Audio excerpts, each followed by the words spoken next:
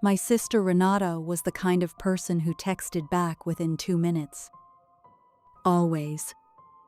Whether she was at work, at dinner, in the middle of a conversation, she was the most reliably reachable person I have ever known in my life. Which is why, when she stopped answering at 2:14 p.m. on a Saturday in September, I knew something was wrong before the search teams did. We were hiking the High Divide Trail in Olympic National Park. Renata and I, plus 2 friends from her work. It was clear, warm, mid-September, exactly the kind of day the Park Service puts on their website. We had water, snacks, a downloaded offline map, everything the checklist said to bring. She dropped behind to retie her boot. I remember this specifically because I offered to wait and she waved me off. Said she'd catch up in 30 seconds. I kept walking. Our friends were about 60 feet ahead of me on the switchback.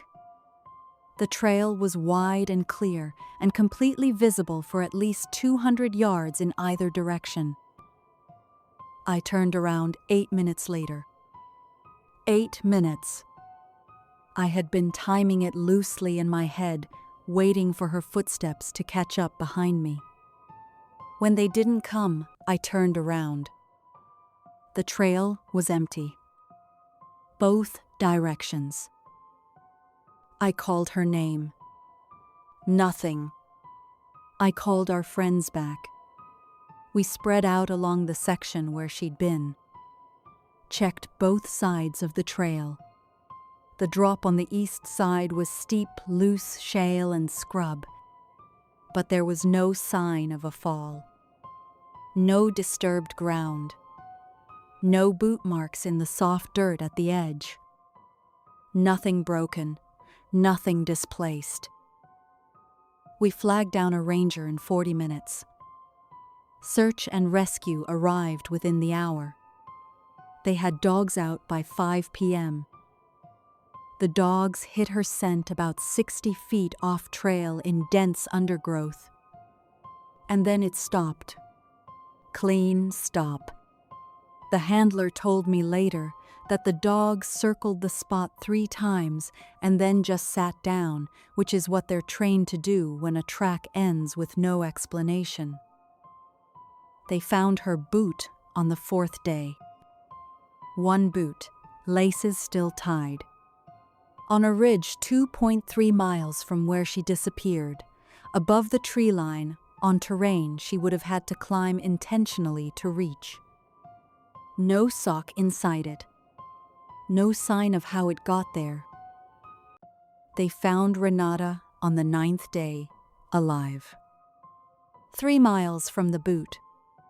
Sitting against a tree at the edge of a meadow, severely dehydrated, with no memory of the previous 9 days. None. Not partial total. She remembered tying her boot. She remembered looking up and seeing the trail empty in front of her. Then she remembered waking up against that tree with sunlight hitting her face. She never hikes alone. She barely hikes at all anymore. And sometimes, when she's tired, she says things in her sleep that neither of us can explain.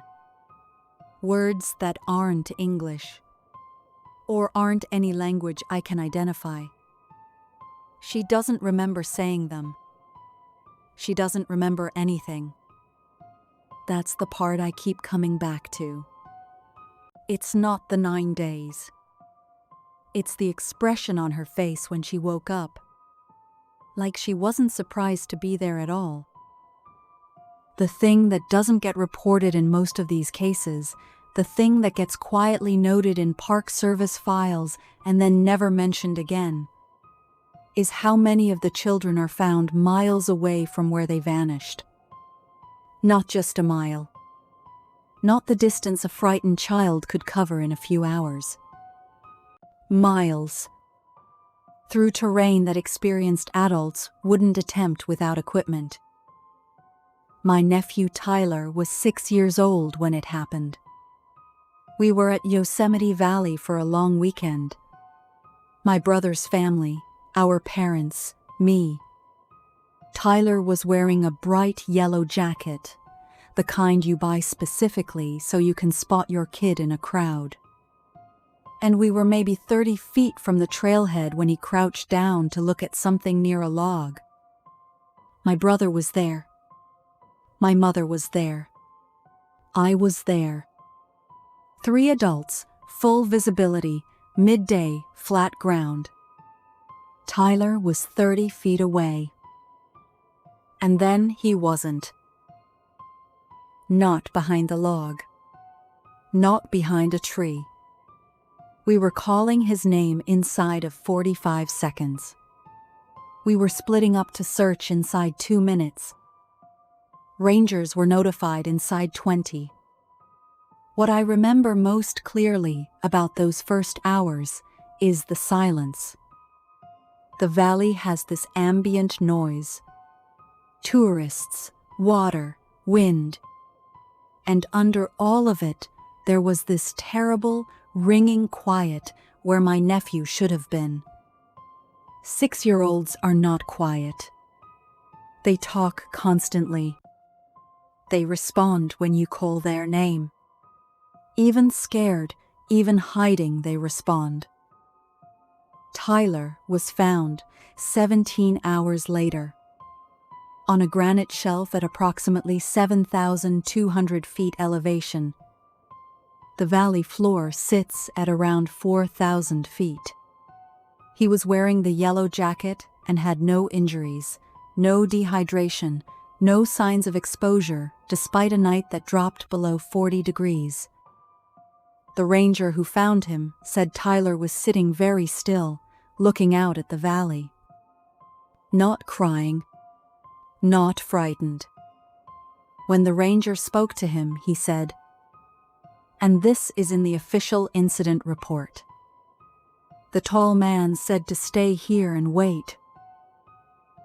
They asked him to describe the tall man. He said he was very tall and had no face that Tyler could see. And that he had been kind. He kept saying that. He was kind. He was kind. Tyler is 16 now. He has no memory of the night at all. He doesn't remember the tall man. He doesn't remember the granite shelf. The memory is just gone. He says it doesn't bother him, but I've watched him at the edge of open spaces. The way he goes still. The way his eyes go to the tree line. Like he's looking for something he can't name, or something he isn't sure he wants to find. The last GPS ping from my husband's phone placed him 0.3 miles from our campsite. Standing still for 11 minutes, and then the phone went offline. Not dead battery. I checked the carrier logs afterward. The phone was powered off. Daniel had gone to get more firewood. It was 8:14 in the evening. Still light enough at that altitude that neither of us thought twice about it. We were at a lakeside campsite in the Tahoe Basin. Not backcountry, not remote. 50 feet from a paved road. There were 3 other campsites occupied within shouting distance. He'd been gone 20 minutes before I thought to check my phone. His location showed that standstill 0.3 miles away, which I assumed meant he'd found something interesting, or stopped to watch a deer, or wandered a little further than intended. Daniel did that. He'd always drift further than he meant to. Then the dot disappeared. I called him. Straight to voicemail. I walked toward where his location had been. I found the firewood. A small armload, set neatly against a pine tree, like he had put it down on purpose. like he'd set it down to deal with something and would be right back. His phone was on the ground 6 feet away, powered off. No damage. No sign of a struggle. Nothing disturbed in the pine needles around it. One set of boot prints leading to the spot. His boots, the tread I recognized. And no prints leading away. That's the part I cannot explain to people in a way that makes sense. The boot prints stop. In soft pine duff that would have taken an impression from a squirrel. His tracks just stop. Mid-stride. Like a film cut. The search lasted 11 days. They brought in cadaver dogs, helicopters, dive teams for the lake. They found nothing. No clothing, no equipment, no remains. On day 14, a woman hiking alone on the South Rim Trail. Almost 4 miles from our campsite, across terrain you'd need proper boots and a full day to navigate. Found Daniel sitting against a boulder with his eyes open, staring at the lake. Alive. Uninjured. Profoundly confused. He remembers putting down the firewood. He remembers hearing something in the trees. Not an animal sound, he says.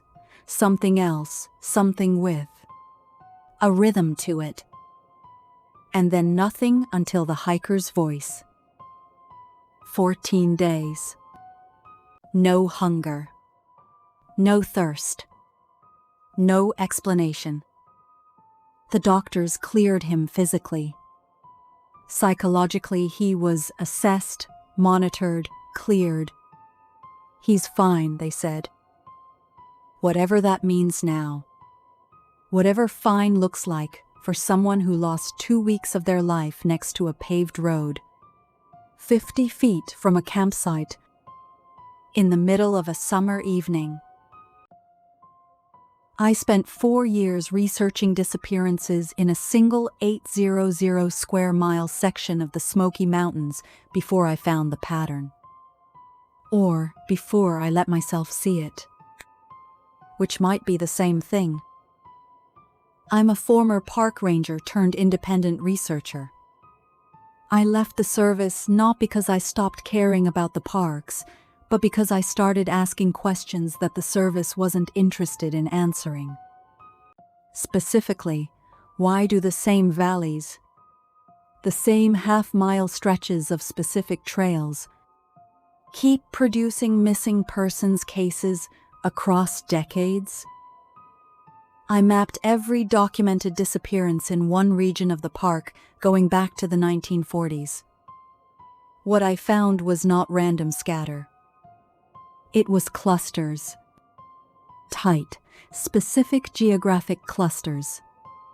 5 separate locations in an 800 square mile park where disappearances occur at statistically impossible rates. Not near water, where accidents happen. Not near cliff edges. Just specific stretches of unremarkable trail in unremarkable forest that have been eating people for 80 years. The second pattern took me longer to isolate.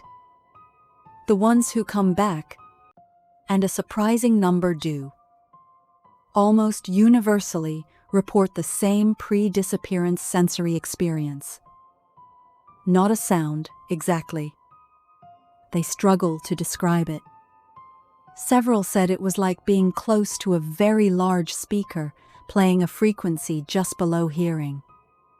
You don't hear it, you feel it in your sternum, behind your eyes. 2 said it felt like the air pressure changed suddenly. One man told me it felt like the whole forest held its breath. The third pattern, the one I wish I hadn't found, involves the children. Children who disappear in these clusters and are later found alive almost always report being guided to safety by someone. A man, always described as very tall, always described as having been kind, always described when pressed for physical details as having no face the child could clearly see. The same description across 8 decades, from children who have never met each other, in cases separated by decades, in different regions of the same park.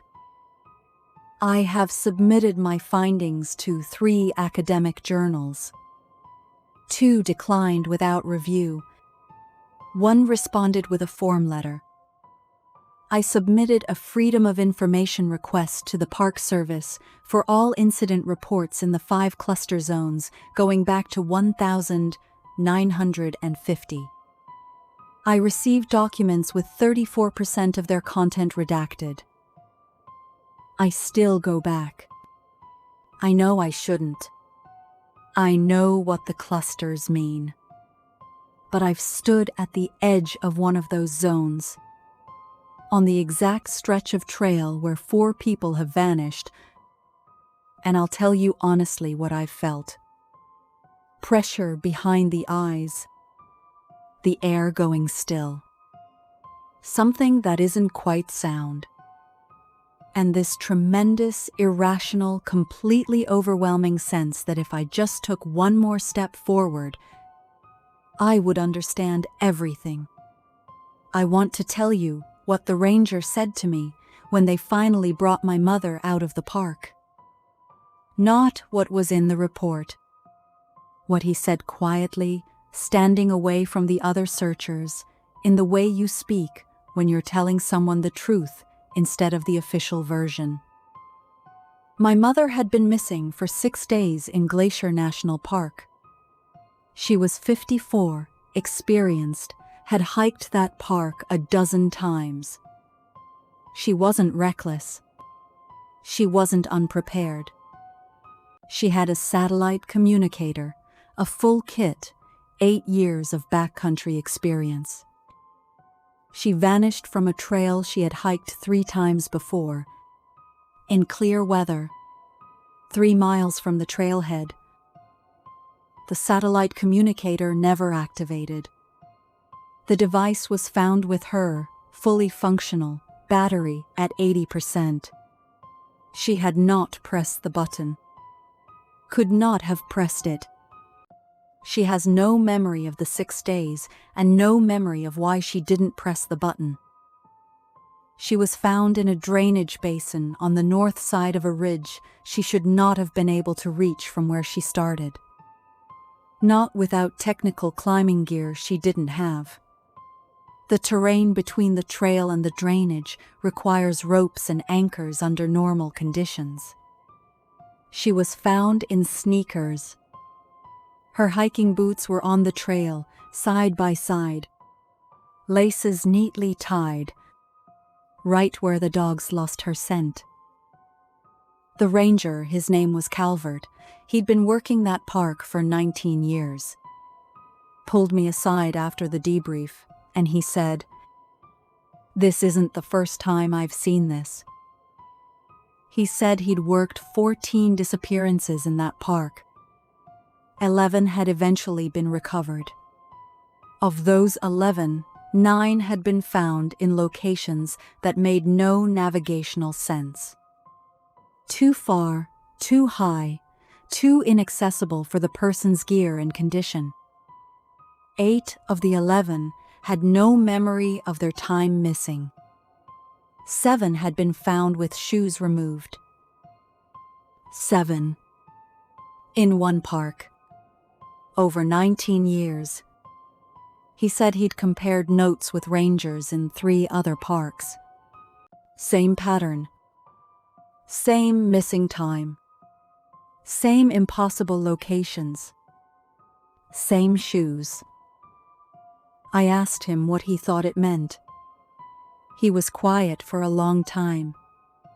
Then he said, "I think the parks are not just parks. I think there are places in them that are adjacent to something else.